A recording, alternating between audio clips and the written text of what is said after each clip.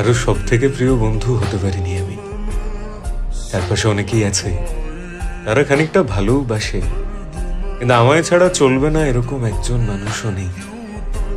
কথা অনেকের সাথেই হয়, অনেকের বন্ধুদের তালিকায় আমার নামও আছে, কিন্তু আলাদা করে জায়গা পাইনি আমি কারোর জীবনে।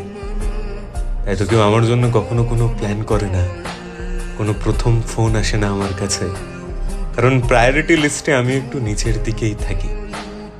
এরকম অনেক মানুষ আছে যাদের আমি খুব যত্ন করে সাজিয়ে রেখেছি নিজের জীবনে, কিন্তু আমায় ছাড়া তাদের জীবনে কোনো বদল আসবে না, কারণ সব থেকে প্রিয় বন্ধু আমি কারোর হতে পারিনি।